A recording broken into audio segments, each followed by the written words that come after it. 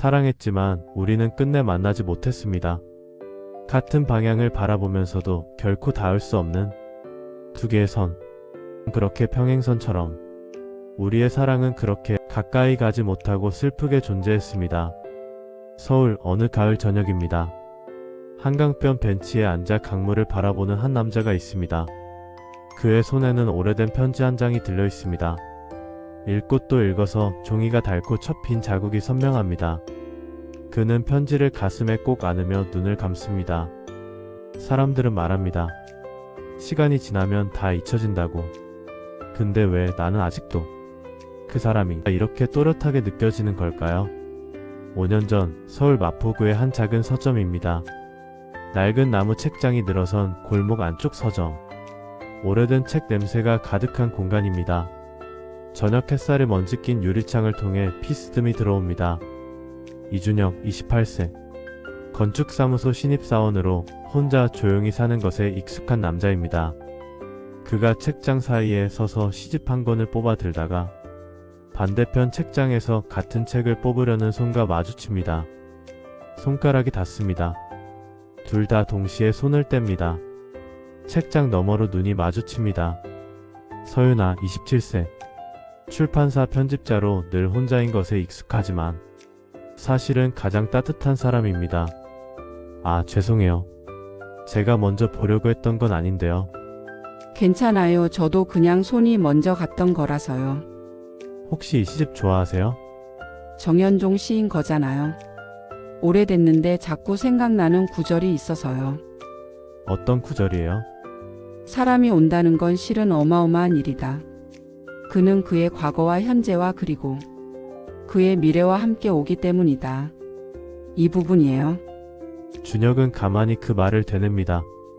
처음 보는 사람인데 왜 이렇게 오래 알았던 것 같은 느낌이 드는 걸까요? 저도 그 구절 때문에 이 책 뽑았어요. 유나가 조용히 웃습니다. 작은 웃음인데 서점 안이 환해지는 것 같습니다. 그럼 먼저 보세요. 아니요, 괜찮아요. 저는 다음에 다시 와도 되니까요. 그럼 제가 먼저 읽어드릴게요. 저 여기 자주 오거든요. 준혁은 그 말을 듣는 순간 자신도 모르게 안도합니다. 다시 올 이유가 생긴 것 같아서입니다. 서점에서의 두 번째 만남, 세 번째 만남, 그리고 10번째 만남입니다.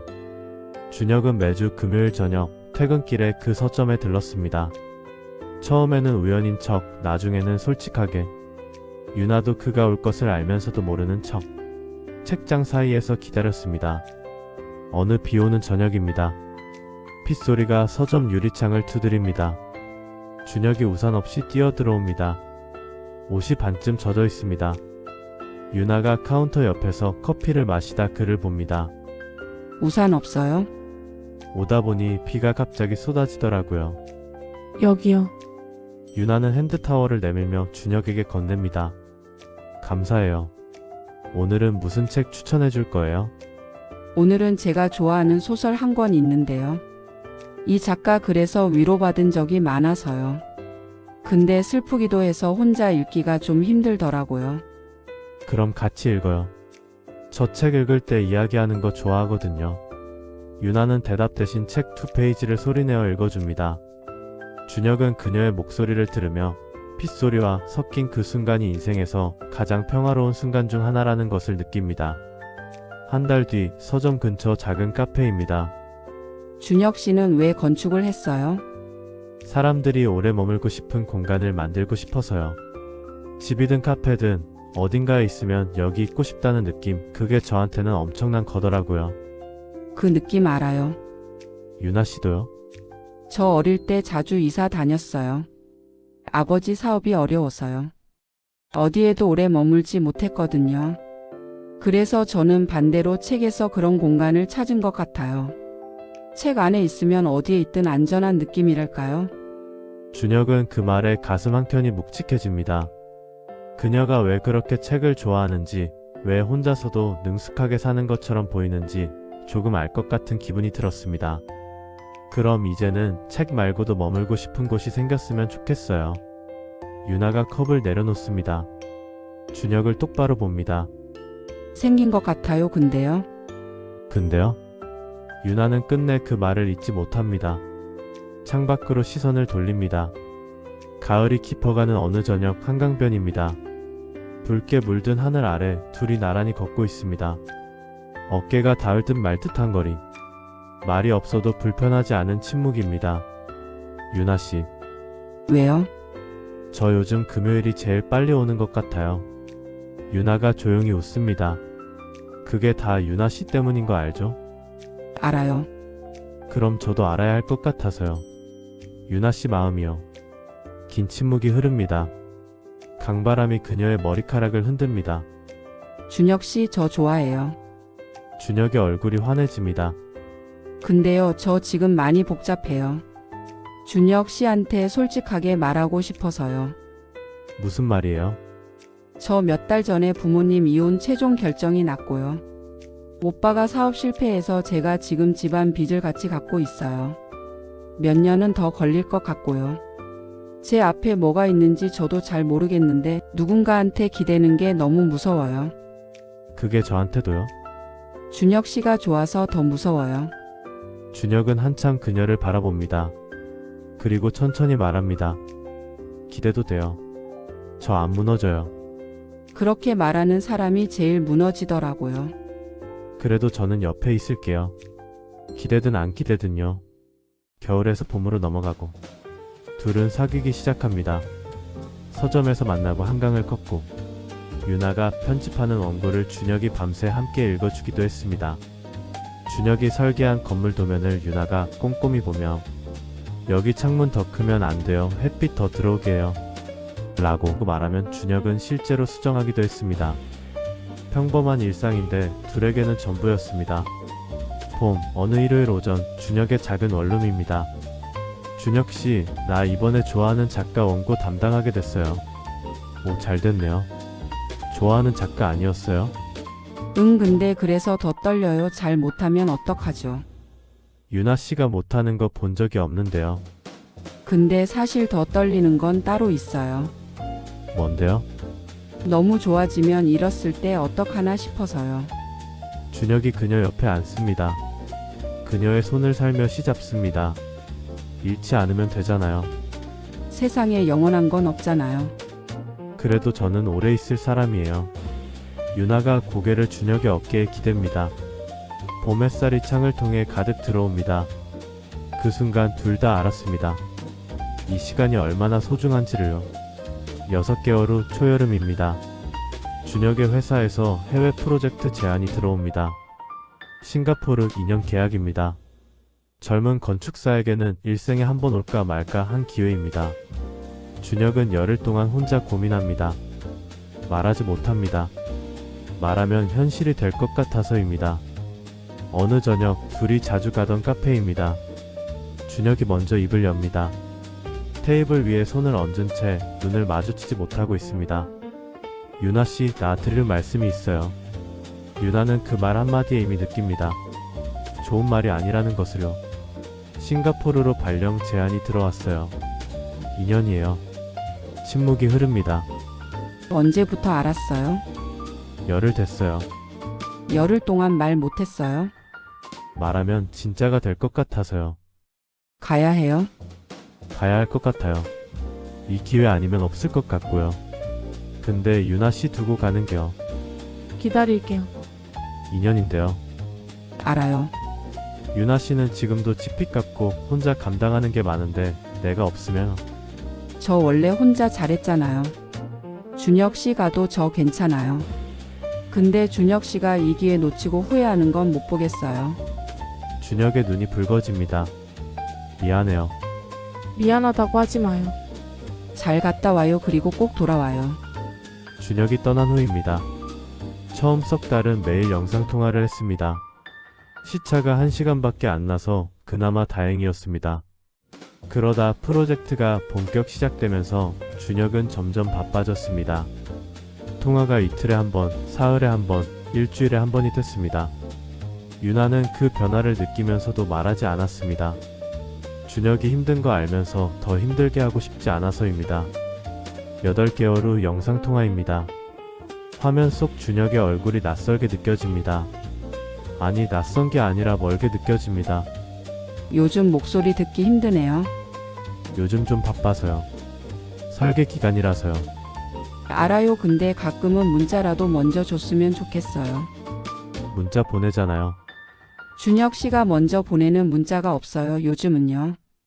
침묵이 흐릅니다. 미안해요. 미안하다고만 하지 말고요. 또 침묵입니다.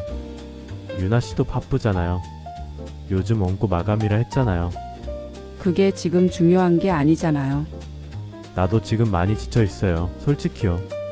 알아요. 그래서 더 힘들어요. 내가 지쳐 있다고 말하기가 미안하고, 준혁 씨 힘든 거 알면서 더 힘들게 하기도 싫고요. 유나야, 우리 이렇게 하면 안 될 것 같아요. 이러다가 서로 가장 힘들 때 가장 낯선 사람이 돼버릴 것 같아요. 긴 침묵이 흐릅니다. 화면 속 준혁이 눈을 감습니다. 내가 더 연락할게요. 억지로 하는 거 싫어요. 억지가 아니에요. 그럼 왜 이제야 말해요? 평행선. 1년 후입니다. 전화가 오지 않는 날들이 쌓였습니다.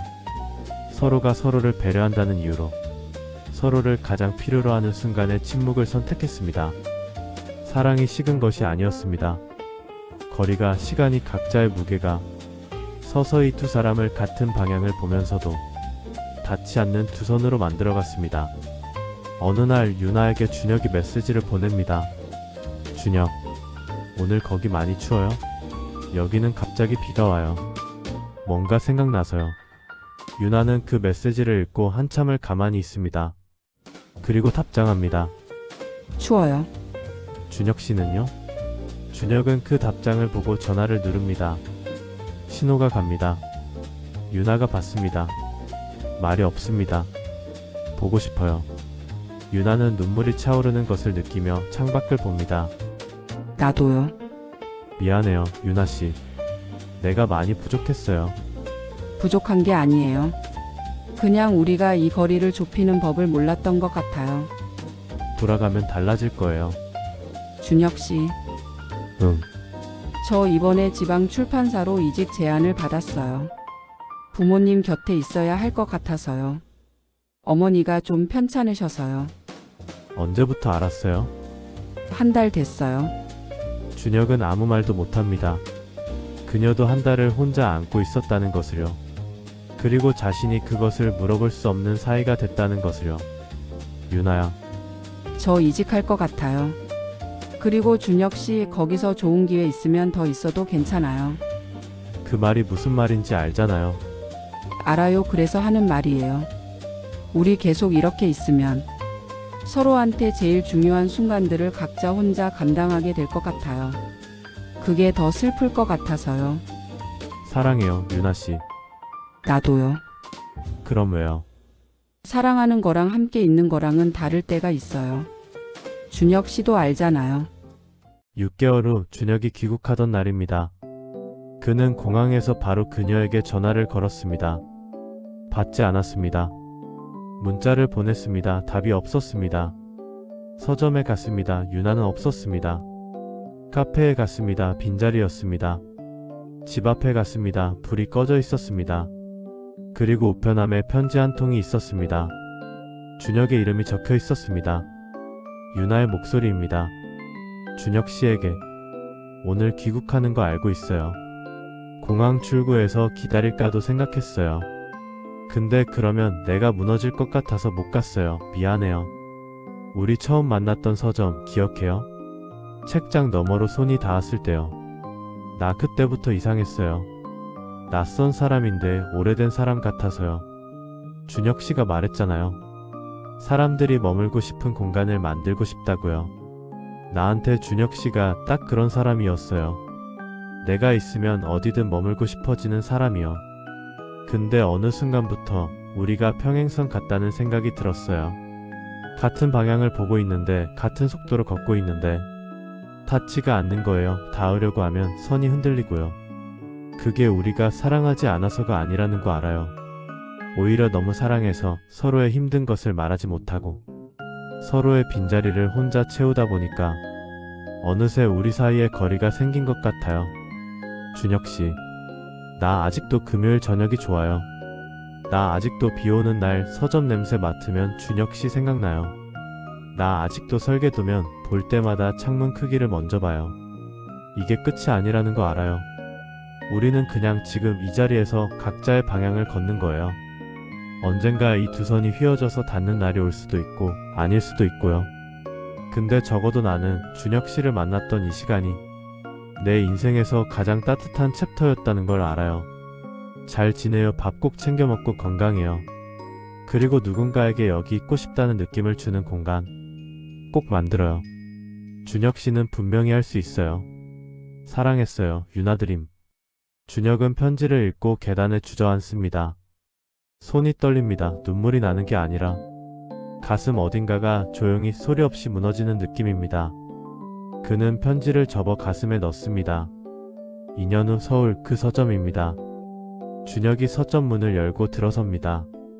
오래된 나무 책장, 먼지 낀 유리창, 책 냄새. 변한 게 없습니다. 그는 늘 그 책이 있던 자리로 걷습니다. 정현종 시집 손을 뻗습니다. 그리고 반대편 책장에서 같은 책을 향해 뻗는 손과 마주칩니다. 눈이 마주칩니다. 서윤아입니다. 둘 다 손을 뗍니다. 긴 침묵입니다. 잘 지냈어요? 응, 준혁 씨는요? 나도요. 커피 한잔 할 수 있어요? 유나는 바로 대답하지 않습니다. 그녀의 눈이 책 표지를 내려다봅니다. 그리고 천천히 고개를 듭니다. 오래됐는데요. 오래됐는데도 자꾸 생각나는 구절이 있잖아요. 유나는 그 말의 의미를 압니다. 첫날 그녀가 했던 말. 오래됐는데 자꾸 생각나는 구절이요. 한 잔만이에요. 준혁이 조용히 웃습니다. 두 사람이 서점 문을 함께 나섭니다. 평행하던 두 선이 아주 조금 휘기 시작합니다. 평행선은 끝내 만나지 못한다고 합니다. 하지만 어쩌면 우리는 직선이 아니었을지도 모릅니다. 살면서 구부러지고 돌아오고 다시 가까워지는 그런 선이었을지도 모릅니다. 사랑한다는 것이 반드시 함께 있는 것을 의미하지 않을 때가 있습니다. 그리고 헤어진다는 것이 반드시 끝을 의미하지 않을 때도 있습니다. 당신의 옆에 있던 사람이 지금은 멀리 있더라도 같은 방향을 걷고 있다면 언젠가 그 선은 다시 가까워질지 모릅니다. 그게 우리가 사랑을 포기하지 않는 이유입니다.